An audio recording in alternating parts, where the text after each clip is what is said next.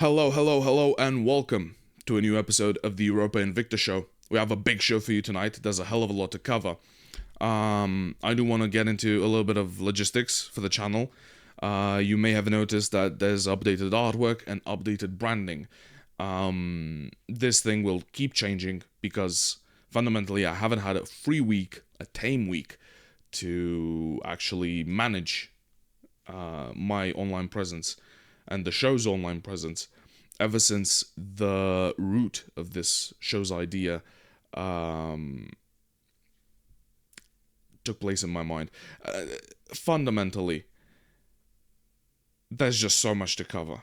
They keep feeding us information non-stop, and I just cannot manage to do the bureaucratic side of things. But we will improve it. Things will get better, as I also get better with the tools that I am currently using. Now, back to our horses. Tonight, the main audit of the show will be about the insanity of Jeffrey Epstein, the main master pimp of the elites, and his many files. Good news! The conspiracy theorists were absolutely right. Bad news. The conspiracy theorists were absolutely right. Now, before we dissect the pimp of the grid, I think it's essential that we audit the noise that the managers generated this week in order to prevent you from looking at the files. And we start with the story about Iran. Now, it's a developing story. This morning, at least this morning for me, US diplomats have started their meeting with Iran officials in Muscat, Oman. So we'll see where that goes. And by the time this video is up, there should be some new information regarding this. Be sure to look out for it. I don't currently have it. So, while the Department of Justice was preparing the 3.5 million page dump, the managers pivoted to the Middle East to spike the volatility index a little bit. On January 27th, a US F-35 shot down an Iranian Shahed 139 drone near the USS Abraham Lincoln Carrier Group. You may be wondering why I'm covering stuff about the US since this is a show that's focused on European affairs. We are still currently aligned with the United States, whether you like it or not. It's just the reality of things. We have the obligation to audit the aftermath of such things. There has been a 1.6% spike in global oil prices. Now, this isn't a skirmish. This is an energy tax. The Treasury Department issued a new wave of sanctions against Tehran, citing violent suppression and violent repression of domestic protesters. I'm not denying that's happening, but I think the situation's a little bit more complex than we are being led to believe. And fundamentally, a lot of stupid stuff keeps happening and has been happening for years around the Iran topic.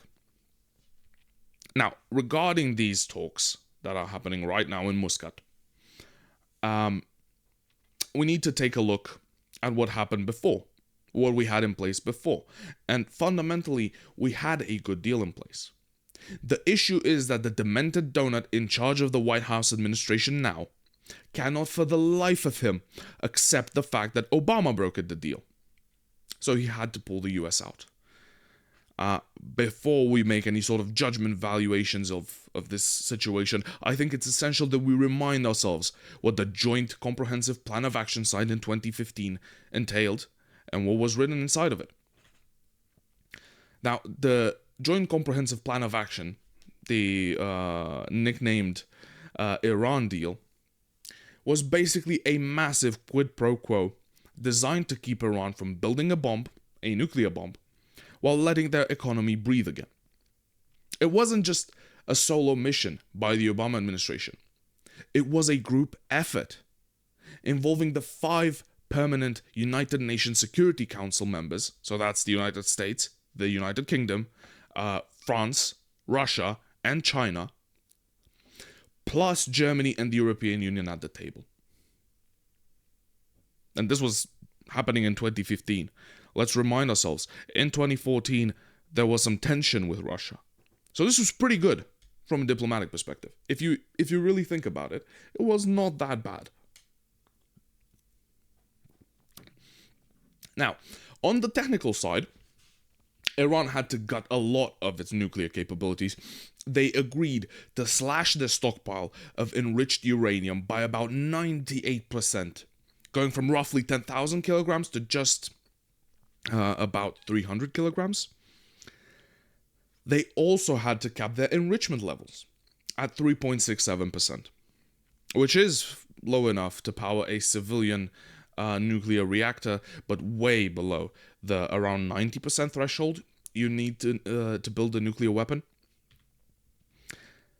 To make sure that they were not cheating and they weren't just signing a deal and doing what they wanted in the background, they had to mothball 2/3 of their centrifuges and literally pour concrete into the core of the heavy water reactor at Arak, so it couldn't produce plutonium.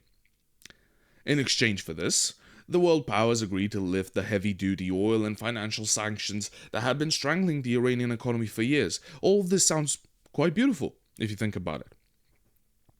The whole thing relied on trust but verify, which meant that the IAEA, the United Nations nuclear watchdog, got unprecedented access to Iranian sites to peek under the hood.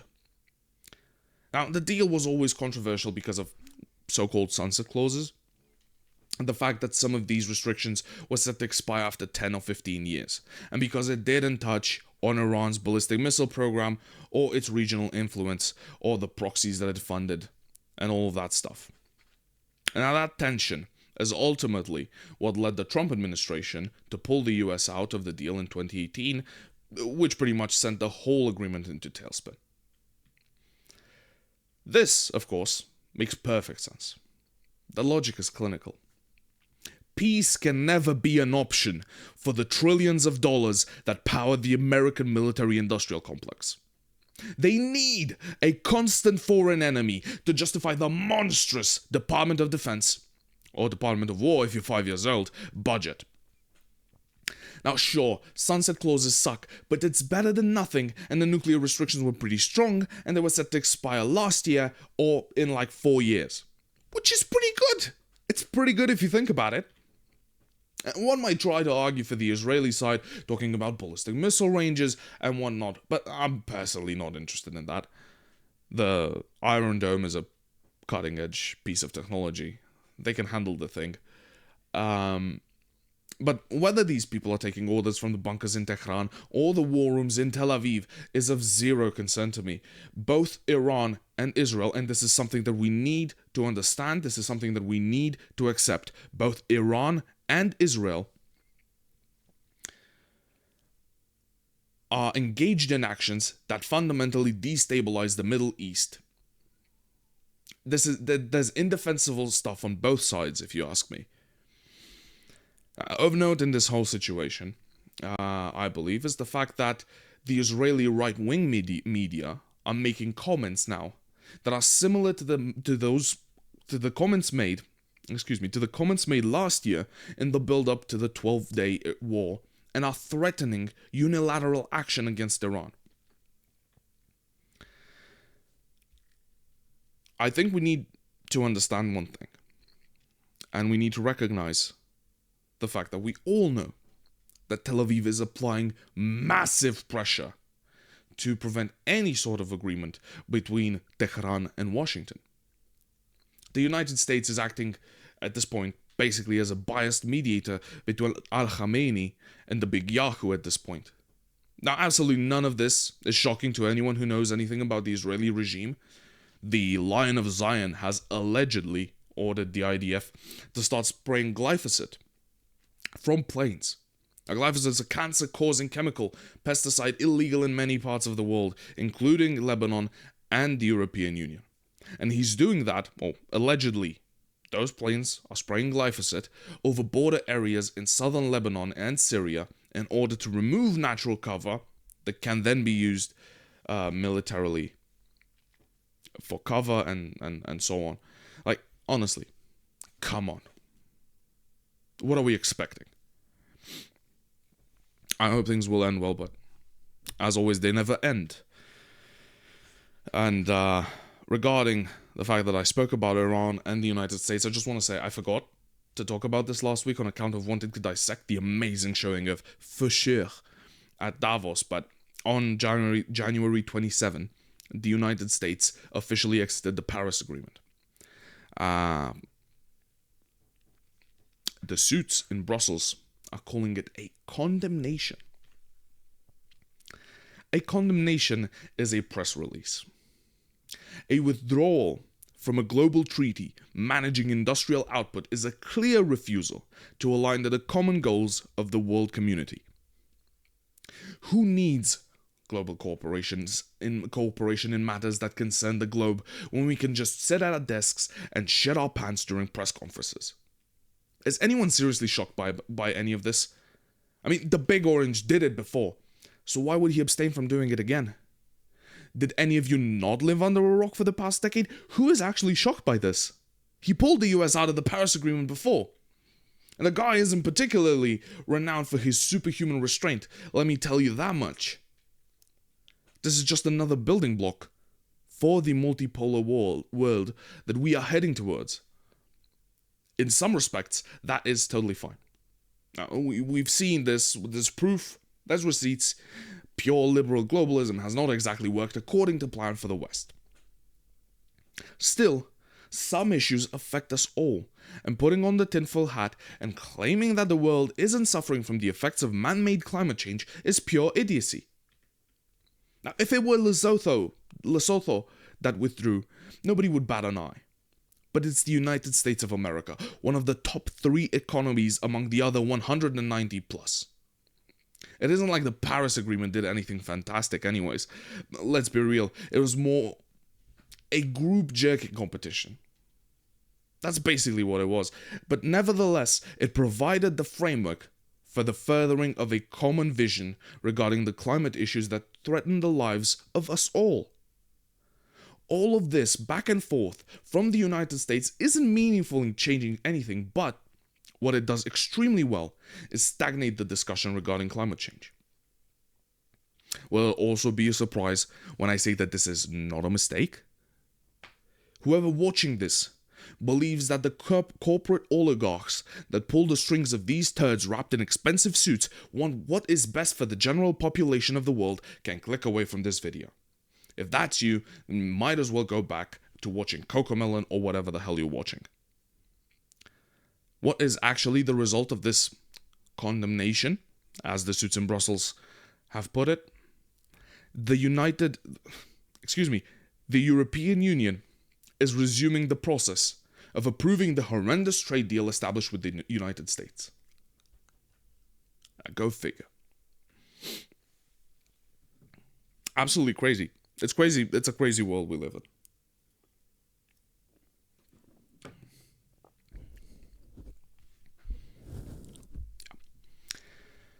Going forward in time, on February 1st, the 68th Grammy Awards served as the primary psychological operation for the week. The Leadership Club used the stage to pivot the narrative from the default of the state to the evil of enforcement. We saw Bad Bunny make history with a Spanish language album. It won album of the year. I like the album as well. Great stuff. We saw Kendrick Lamar overtaking Jay-Z with 27 total Grammys. And much, much more. But the forensic receipt was the political theater. Billie Eilish and Bad Bunny utilized their acceptance speeches to protest ICE operations, with stars wearing anti-ICE pins on the red carpet. We saw Bad Bunny. That was amazing. But come on. What's going on here? We saw Billie Eilish do the same thing. Why are they doing this? Let's be clinical about it. These rich puppets have no choice but to parrot the talking points that their fan bases rally behind. Is nobody really illegal on stolen land? Now, if that's truly the case, I'll hop in my Golf, bring a few friends, and have ourselves a little trip to Malibu Beach, where Billie has a $5.4 million beachfront mansion guarded by security by security contracted by Billie Eilish herself, and placed within a gated community that requires valid documentation to enter. Now, isn't that comical? And then there was Sabrina Carpenter, a wide-eyed puppet for the PR machine, clapping for Billie Eilish as if what she said was absolutely groundbreaking. Now, if you ask Sabrina, excuse me, Billie Eilish practically invented nuclear fission on stage. That's how excited she was about the speech. Now, I want to remind you all that Ricky Gervais really said it best. These people have no idea what regular folk live through. Their only task is to move their plastic legs to the podium, grab the golden piece of plastic, say thank you to the managers, their family members, and their A&Rs, and fuck right off. Now, I want to make a short detour from this regular news segment and actually dissect the issues brought up by the liberals when it comes to immigration enforcement. They spew a bunch of ideas that I find absolutely baseless, and I want to clarify the reality of the world we live in for these logic-deficient idiots in an attempt to actually give them some sort of education. Now, I know it's undeserving, but I'm a charitable soul like that. First of all, they say that nobody is illegal on stolen land. Now, my dear friends, when does the clock stop winding back? Virtually every single square centimeter of land in the world has belonged to 1,000 people and state-like entities across history. Whoever controls the clock controls the narrative. Before the Hungarian people migrated to the current location within Europe, that land was owned and administered by someone else. Should we suddenly delete Hungary? Abolish its borders? What is there to do? The reality is simple. Nothing. They are our European brethren, through and through, and I wouldn't want it any other way. The same argument can be said for the Romans that conquered the Gauls, the Germanic people that pushed through Europe, and the Slavic people that descended upon Eastern and Central Europe afterwards. These are all ridiculous, undeniably obtuse ways to view the world. The reality of the modern world has been shaped through conquest. In the case of North America, the Europeans came, traded with, and whooped the asses of the Native Americans, alongside passing to them numerous fresh diseases, and conquered the lands. Now, I don't really care to dissect this further and discuss the technological disadvantage and whatnot. Conquest is conquest, and big army diplomacy has been a staple of human history across all ages. As things currently stand, the United States of America is an independent, sovereign state with defined borders and economic zones under the United Nations Charter. This gives the government of the United States of America complete power to act upon the laws voted by the American Congress, including the laws regarding immigration and border control. This is probably the weakest liberal argument regarding ICE, at least from my perspective.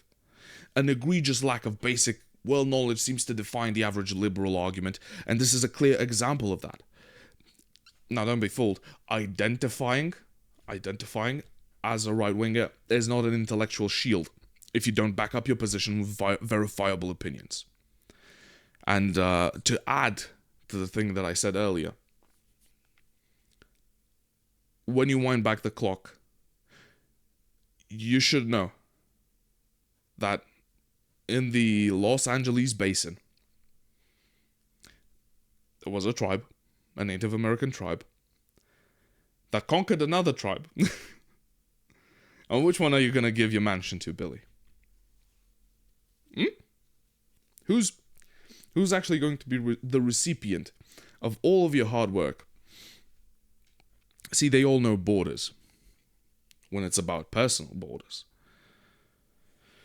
Which is why this whole argument is hypocritical. And the second liberal argument that I want to discuss revolves around abolishing ICE. Actually, maybe this idea is even dumber than the last one. I swear this looks like that meme with the two serious, strong, powerful, vicious dragons and the one stupid dragon ruining the display on the side. Those three guys. But it's just the stupid dragon 3 times. Regardless, the whole point is moot. ICE's Homeland Security Investigations Unit handles massive cases involving child exploitation, arms trafficking, and international gangs. I've got the data right here. Let me check. In fiscal year 2023, HSI conducted 33,108 criminal arrests and identified or assisted 1,806 victims of child exploitation and 731 victims of human trafficking. In fiscal year 2024, HSI conducted 2,545 human trafficking-related arrests, identified or rescued 1,776 victims of child sexual exploitation, and seized over $12 million worth of goods made with forced labor. Now, dissolving the agency overnight would create a massive vacuum, as I've showed you. The receipts speak for themselves. It would create a massive vacuum in federal law enforcement that would take years to rebuild, potentially letting actual predators slip through the cracks. This is the very administrative arson that I keep talking about here, and the people themselves shout for it? What the hell, guys? Honestly. I mean, just think about it for a second, you know? There's no other US agency that can take everything that ICE covers under its wing and still function efficiently. And the legislation still exists. You're just abolishing the government institution that implements the legislation. So what the hell? These are the same people that believe that deleting a desktop shortcut uninstalls the program completely. We can argue that ICE is overstepping its defined limits and that the limits are not really defined clearly enough, which allows this sort of loophole operational existence of ICE. But just scrapping law enforcement agencies doesn't solve anything for anyone, except maybe like sex traffickers and child predators and criminals. You know, the guys who bring in cocaine and heroin and fentanyl. Maybe these guys are the only people that actually would benefit from this. Or why would you want it as an American citizen? I don't care which side of the aisle you are on. We are way past that anyways. Why would you want such a thing? A law that isn't enforced is just a suggestion. If the US has immigration laws, there must be an agency tasked with interior enforcement. Arguing to remove the police because you don't like the law is a backdoor way of arguing for open borders without having to defend the economic consequences. I'm not gonna even try and get into this idea with crush ICE and whatnot. I've seen it online a lot, and if we look at who's commenting that stuff, I cannot actually describe them because I'll get fined by Romanian authorities. So, there's also a third argument that I'd like to dissect, and then we can move on. The third line is, asylum is a human right. But my asylum. Really? Leftists often point to international law and the 1951 Refugee Convention, stating that anyone has the right to cross a border to claim asylum if they fear for their life. They argue that illegal entry is a misdemeanor and shouldn't be met with detention or deportation.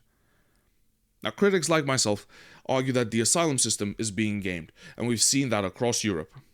While true refugees exist, a sizable majority are economic migrants using the asylum claim as a legal loophole to bypass the visa line. Just drink some water. Good. What do I mean by we've seen this in Europe? Well, Syrian refugees couldn't find refuge in Lebanon, Turkey, Jordan, or any other neighboring country. Couldn't they? Now that's a trick question, actually, because most people did, in the millions. And that's because most people are not opportunistic assholes that try to violate international and national laws. That's just the reality of the situation. Still, many more millions crossed Greece, the former Yugoslavia, Romania, Austria, Germany, and ended up in the Netherlands, or France, or Belgium, or wherever. Now, I think that is economic migration masquerading as asylum seeking. Wouldn't you agree that there's no way to have asylum in Greece? There's no way to have asylum granted in Turkey? In Bulgaria? In Romania? We are all signatories to these conventions, you know? Why is it only good in the Netherlands? And let's be real. Fundamentally, our country does not have, no country has an infinite capacity to process, house, and support millions of asylum seekers. Overloading the system leads to the very inhumane conditions activists complain about, which, in turn, overburdens the responsible agencies which, if under the microscope, they open the gates to the country in fear of being labeled racist or xenophobic or whatever else. And then we're all stuck in a bullshit economic environment with no way to compete and in a more dangerous social situation as part of a policy framework that fails to incentivize naturalization or support cultural assimilation, like actual cultural assimilation. There's a complete failure in that sense. I actually thought about this differently when I wrote my main ideas, but legal said it's bad, so I'll go and just say it's a part of a policy framework that does not support or incentivize naturalization or actual cultural assimilation. Yeah. Simply put, a human right to move to any country of your choice ignores that country's right to prioritize its own citizens' labor markets and social stability. This is a DDoS attack on the state.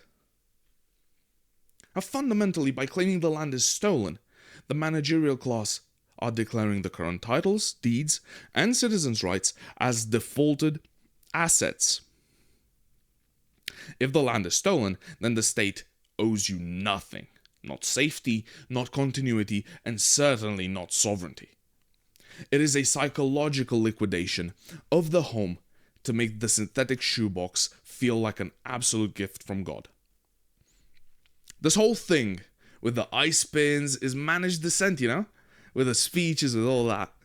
The same elites who push for and fund the $64.4 billion DHS budget for interior grid enforcement are the same ones, it's the same people that do that, are the same ones that push and sign the checks for artists to protest that enforcement. This is crazy. This is crazy. This whole shtick is obviously working too. More than 700 Department of Homeland Security personnel are being withdrawn from Minneapolis. Gregory Bovino was asked to sit the fuck down, and New York Governor Kathy Hochul, or however the hell you pronounce her name, announced that police across the state will no longer be cooperating with ICE, fanning the flames against ICE by emboldening its detractors with victory upon victory and concession upon concession. Of course, let's ignore the fact that if illegals are not counted after the 2030 census, the state of New York is on track to lose another electoral college vote. Let's just casually ignore that. It's very funny. It's very funny. This is divide et impera once again. And it's happening right in front of our eyes, and nobody's saying anything, and it's crazy. Especially like when you look at like Oscars or the Grammys or whatever else, wherever these entertainment elites gather. It's funny because crying about ICE arresting pedophiles while being in a room with pedophiles celebrating each other is deeply, deeply ironic. And it's absolutely disgusting. But the reality is, as we've seen, the noise is failing.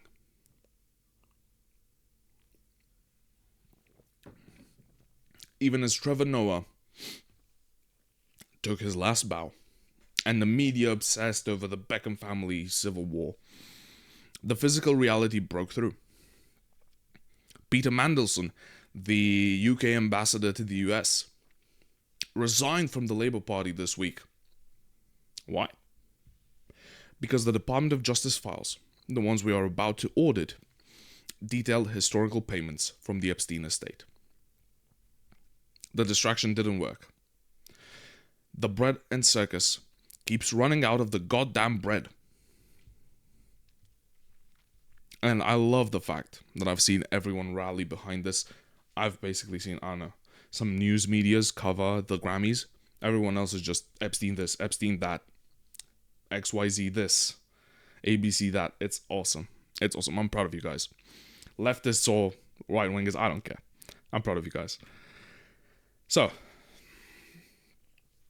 let's discuss this batch of over 3.5 million files, 180,000 images, and 2,000 videos released on the 30th of January by the Department of Justice to finally become legally compliant with the Epstein Files Transparency Act. It took them from December 19th. Excuse me. Trump signed the order in November. Now, I'm pretty sure that all of these delays mean that they have scrubbed much of it clean, but this massive amount of information, of content, is impossible to fully censor and fully redact at such short notice. Even if you have 1,000 people just going through all of this, it's insane work. And a lot of stuff slipped through the cracks, and like the last Epstein drop, a lot of the things that they wanted to keep a secret were redacted atrociously by what I can only assume was a MAGA hat-wearing chipmunk armed with a crayon. The level of, the lack of professionalism of this administration is absolutely baffling. I love it. I love it. It's like a reality show, except it kind of involves our lives, you know? Still, the massive amount of content basically means that nobody has been able yet to go through absolutely everything. So, of course, there's some information that has been left out and that we will find out about in the next few weeks. I'm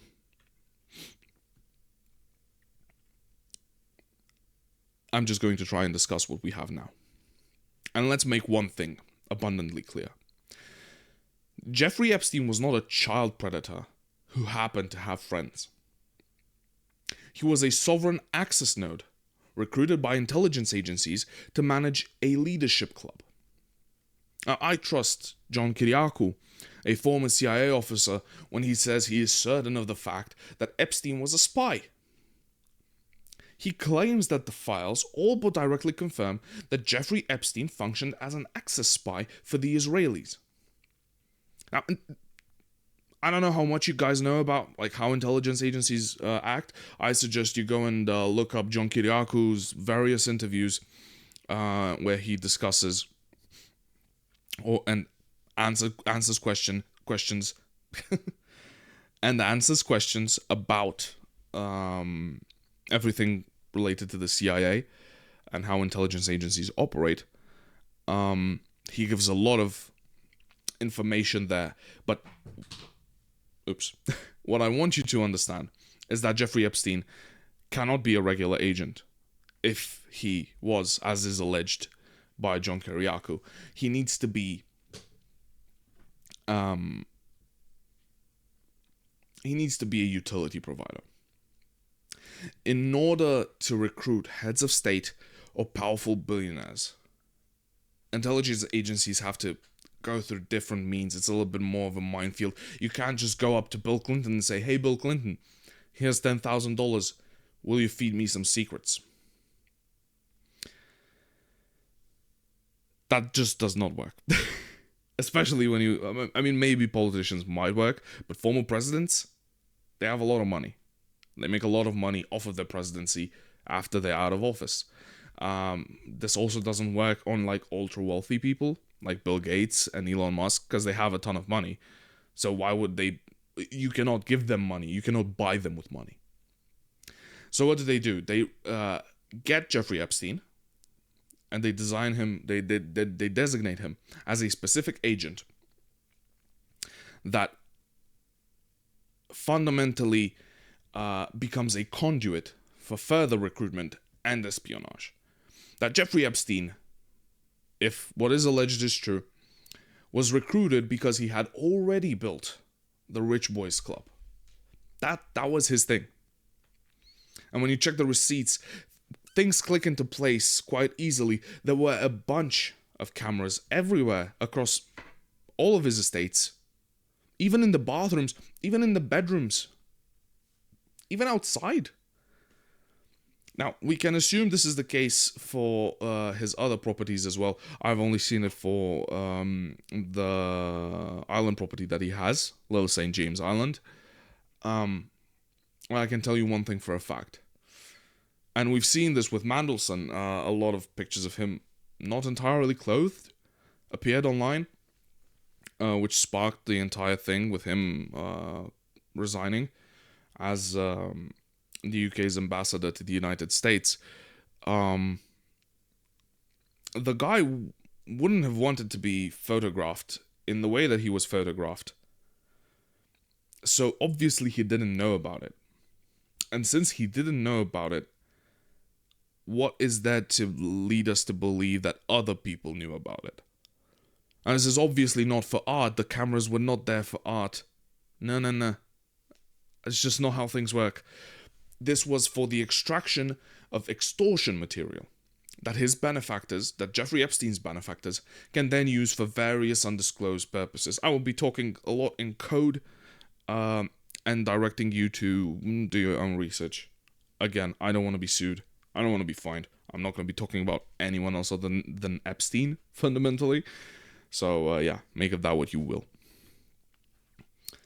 But we do have some correspondences between a Rothschild and Epstein. And now, phrases found in the correspondence that use derogatory, archaic terms to describe the general public as a separate, inferior species unequivocally prove that the elites view us mere mortals with nothing but contempt and disgust. I can't quote the correspondence because I will get fined, but let's not dwell too much on the religious or ethnic hatred expressed by these people. It is to be expected at this point. This is the bar, okay? So, we're done with that. Furthermore, I want to add that these were conversations that were held privately, or at least with the expectation of privacy. So of course they will use inflammatory language to describe us, the cattle of the world. The files also mention something about the Ukraine upheaval. One of the Rothschilds said that this was not a crisis, but a liquidity event, providing many opportunities. Many. That's crazy, bro. That's crazy. People are dying. They don't care. People are dying. So, what the hell? Moving forward, we have to clarify one thing. The grid maintains its continuity by ensuring every high-level unit is compromised. We have the calendar girl's receipt. The FBI might have tried to scrub it away ASAP, but if these preschoolers knew anything about technology, they'd know that once something goes up on the internet, it becomes nigh impossible to remove. And we have, from that, the testimony of 13-year-olds being auctioned off, physically measured in ways that I cannot verbally reproduce, in places that I cannot mention, and prominent political figures doing insane acts to them in the presence of multi-billionaire guests and attorney guests. That's as much as I can say. One of the girls claims she was with child as a result of these events, and that the newborn was allegedly disposed of by someone in Lake Michigan. Okay. The Department of Justice has released these tips while simultaneously warning that they may be sensationalist. But the mere existence of such a report in the FBI's permanent records is a chilling indictment of the circles these people ran in. You cannot make this up. There are also multiple emails between Jeffrey Epstein and Bill Gates. Allegedly, they had discussions back in 2017 about pandemic simulation and attempting to involve high-level supranational organizations like the World Health Organization and the United Nations. I don't know anything about that. It's just alleged stuff, isn't it? Allegedly, Sergey Brin's in the files. He is one of the founders of Google, if you don't know. This would allegedly confirm that Silicon Valley nodes were integrated in this leverage utility. Yeah, it's really difficult to discuss about this, honestly. And when building well, you could call it the script, but it's just ideas plotted in my documents. When building it, when building them for this video, for this episode, I wrote things way clearer, way clearer. And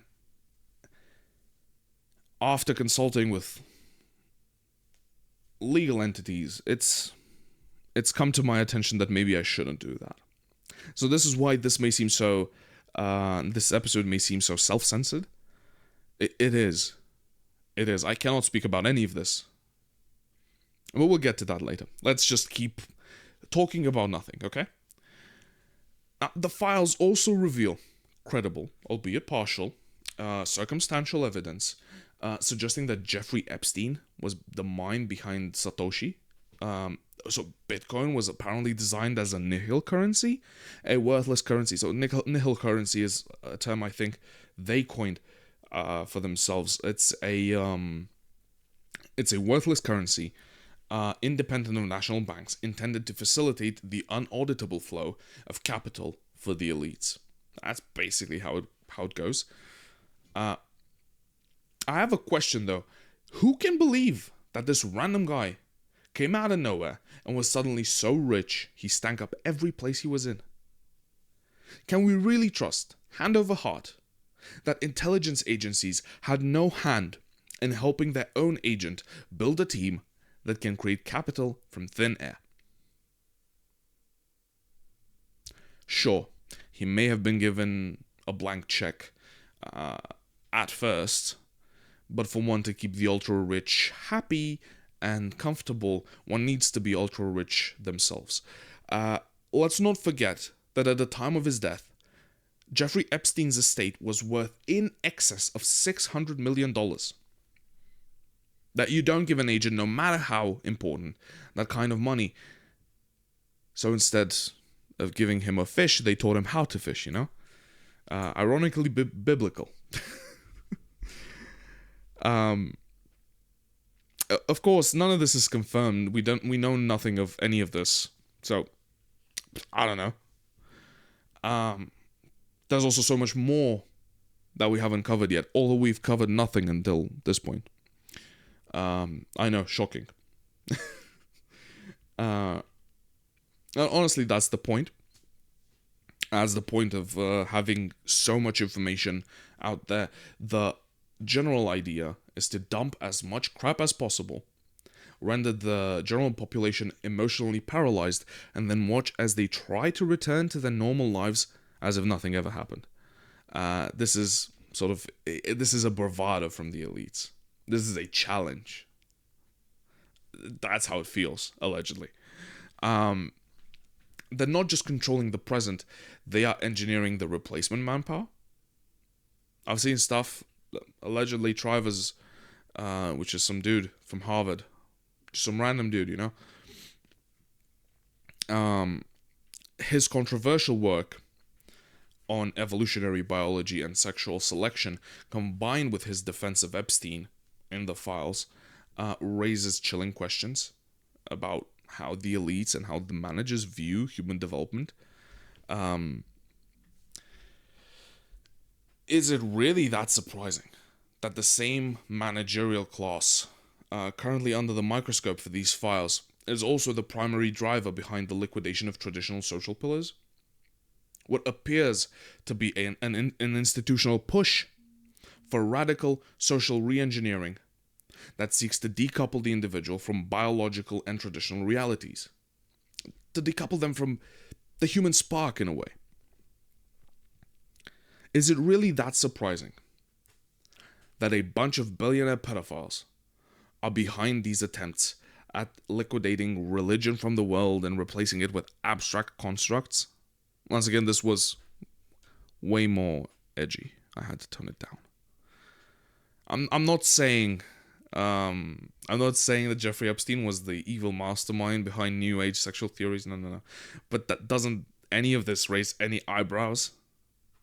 I mean, the files even contain unverified tips, reports the FBI has had for years, alleging connections to major entertainment nodes like Disney. Whether these claims were investigated or suppressed is the real question. But this is fundamentally the institutional replacement logic. If you can destroy the child, you destroy the future of the organic fortress that we have discussed about so many times before. Jeffrey and his friends called the general population an archaic word I am legally forbidden from pronouncing. As always, this tracks with everything we've been seeing, with everything I've been saying up until this point. I'm honestly expecting the call anytime soon at this point. But we'll get to that when we get to it. I'm laughing because it's honestly ridiculous the way we have to tiptoe around everything, especially in Europe, because we have no protected free speech. These people that we are auditing tonight, they were suffering from terminal, incurable depravity. When the soul is liquidated, the human unit becomes nothing but meat. EFTA 01646032, the macabre art of Harold Seward, visual receipts of what is apparently a portrayal of a deceased child arranged like a store-bought piece of chicken and placed alongside poultry. This, like most other things in the DOJ disclosures, doesn't really prove anything on its own. So why the hell is the image there? What purpose does it serve? Then we keep digging, and we find new information. Information about the grotesque acts done on infants on yachts. Now, again, EU and Romanian law prevents me from expressing graphic descriptions of violence, so I honestly beg you to look into all of this yourselves. Or maybe don't, since the emotional fallout for me personally has been significant. I totally understand if you'd rather shield your soul from such descriptions of depravity. Jeffrey Epstein apparently compares the taste of newborns to cream cheese.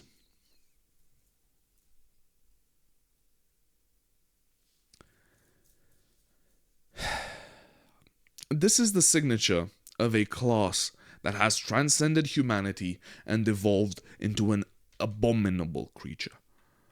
His inability to speak the name of Jesus Christ of Nazareth, referring to him only as a carpenter, sort of almost derogatorily, aligns with the satanic rituals documented in the files. They mock a god they claim does not exist while performing rituals to extract power from the darkness? Why would they go through all of this effort if it is all, as they say, pointless? I think it's interesting to think about that, and it's interesting to try and analyze it. I don't know anything, but the forensic conclusion is clear. There are two standards of law, because there are two classes of human: the managers and the managed. Claims and allegations of cannibalism, rape, murder, documented in 3.5 million pages, and 0 arrests. Even when convicted, Epstein received, according to John Kiriakou, a sweetheart deal that, if I remember correctly, implied a 13-month house arrest sentence with an ankle monitor. Now, as Kiriakou said, the minimum sentence for child prostitution and sex trafficking, first offense, is 5 years. Not 13 months, not house arrest, not ankle bracelet. Meanwhile, you go to jail for a tax deduction issue. They go to a private island for a ritual sacrifice. Tucker Carlson, I think, said it best, and I quote, or at least I'll try to quote, if not, I'm paraphrasing. That's why everyone is so mad about Epstein. It's not just about the rape, the pedophilia, and the Satanism, which is grotesque. It's the fact, which is a fact, that certain people in our society can do whatever they want, and if you take the bad deduction, you're going to jail on the tax law. There are two standards, and that's unfair, and every human heart burns against that because it's against the law of the universe. And that law is really simple. We are all human beings with the human spark inside us, no matter who we are. Kim Jong-un and you, and therefore on some level, we have to be treated equally. Jeffrey Epstein was shielded. End quote. Or end of paraphrase. The managers haven't dumped this data to reveal secrets so we can demand justice. No. Don't be misled. They have done this in order to emotionally paralyze you. They want you to hate yourself. They want you to believe that humanity is, indeed, this evil at its core. The reality is clear, though. None of us are this evil. Whatever you have done, even if you lied, cheated, and stole, you are forgiven in the eyes of the Lord. He spent his time with criminals. He died on the cross not only to give eternal salvation to us, he died on the cross also for the ones who sin deeply. I know we sin sporadically in minor acts. He did it for all of us. But that depth does know a limit. We know about the stories of the Old Testament, that the Lord rained down brimstone and fire, destroying those who have engaged in acts that corrupt purity, sanctity, and innocence. When it comes to God, being a pacifist does not mean having an unwillingness to fight. I will quote Keanu Reeves on this: if you don't fight for what you love, what kind of love do you have? Si vis pacem, para bellum. If you want peace, prepare for war. And I think God knows that more than we all do. Luke chapter 12, verse 2, says as such. If you give me 1 second. Nothing is covered up that will not be uncovered, and nothing secret that will not become known. He goes on in verse 3. Therefore, whatever you have said in the dark will be heard in the light, and what you have whispered behind closed doors will be proclaimed from the housetops.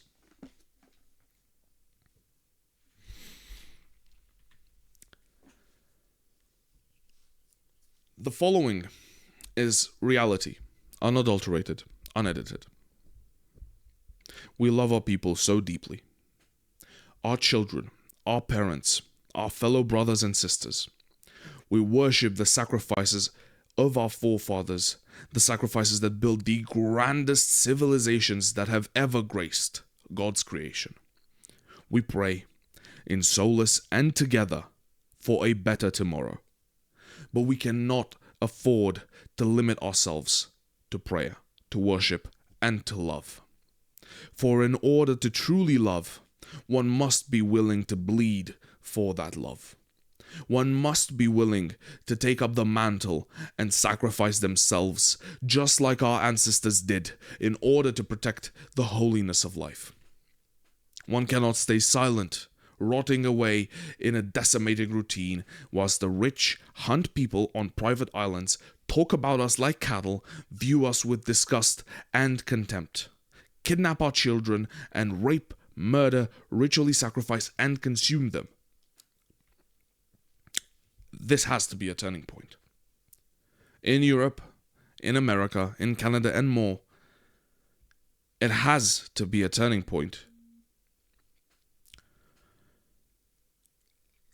We are all children of Christ, blessed and forgiven by the Father himself, through his ultimate sacrifice. Our duty is not to perform the final judgment. Our duty is to pressure our peers and superiors to assemble together. And, because I'm not allowed to express my own personal thoughts and opinions under EU and Romanian law, bring those evildoers in front of the courts of law through democratic and legal means. Best believe that these acts are still happening. We don't even know if Jeffrey Epstein is truly dead. There was a lot of controversy regarding his alleged death, and in the aftermath of the Department of Justice document dump, you will have to forgive me for being ultra-skeptical of the governments of the Western world. For all we know, he could be in a place I can't legally name, doing things I can't legally say, playing Fortnite maybe? I don't know. For all we know, they could be on a different island right now, violating the pillars of human morality with no repercussions. Who knows? As always, nothing ever truly happens.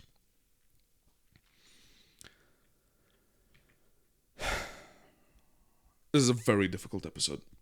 Jesus Christ. Let me make one thing extremely clear, though. Jeffrey Epstein was not their leader. He was their broker. The royals across Europe, the billionaires of Israel and the United States, they are all still alive, well and free, I think. I don't really know what I'm talking about. Right now I'm being a little bit delusional. They are free to allegedly eat stuff full of partially digested milk and formula, and compare the taste to the taste of cream cheese. I had a moment after reading all of that stuff where I said I cannot eat cream cheese ever again in my life. But I will fight for my right to eat cream cheese, because I love cream cheese, and I will not let these Satanists decide what I eat. No. That's not happening. So I did cave in and bought a tub of cream cheese. Still haven't touched it. So yeah, maybe no more cream cheese for me. There are thousands of heinous, morally defunct people on this earth. But there are hundreds of millions of people like us. Us, the people that love deeply, that speak the truth to the best of our abilities. Yes, even the liberals. Everyone, this transcends party lines. Let's not make it about that. The people that want nothing more than to lead normal, happy, fulfilling lives, to find love. People that love their families, their friends, coming from all walks of life, loving their children, loving their spouse, being good listeners, offering shoulders to cry on, standing up for what is right. There's a massive imbalance when it comes to numerical stuff. Most of humanity is okay. And I'm saying all of this to try and help you sleep better at night.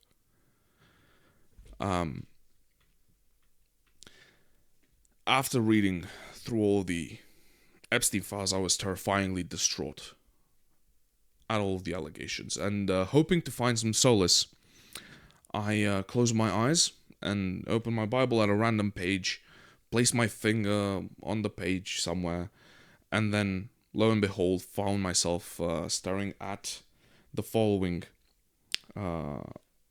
excerpt. I think this is Jeremiah, chapter This should be chapter 10. Verse 10. This is what I saw.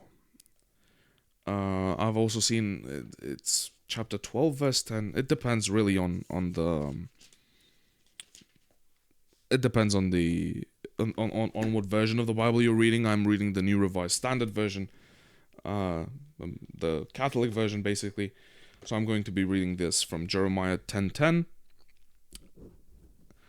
But the Lord is the true God, and He is. Excuse me. But the Lord is the true God. He is the living God and the everlasting King.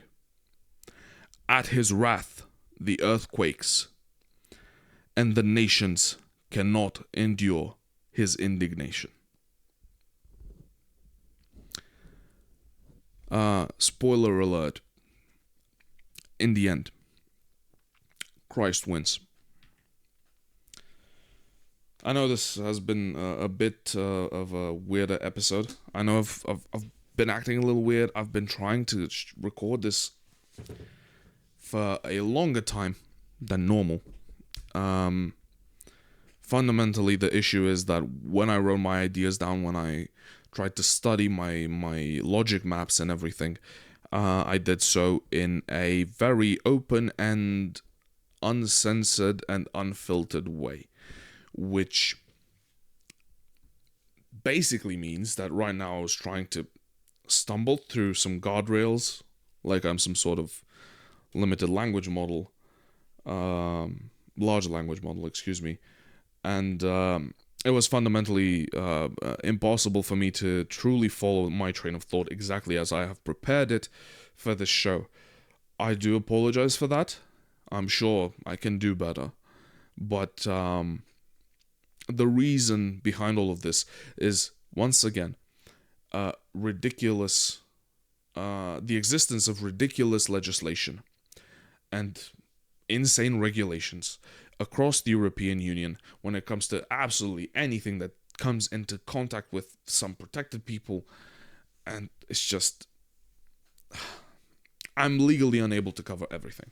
Even if it is the undeniable truth, I cannot say it because, let me just give you an example. When I mentioned that Jeffrey Epstein had constantly used an archaic word in order to portray Jewish supremacy,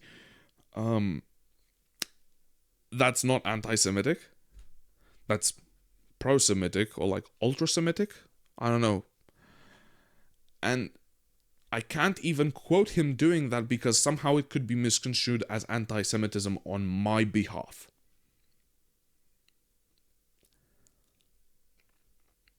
Maybe next week we'll cover European free speech, which is an absolute joke. I'm very disappointed in how I had to censor myself, and I want to make that very clear.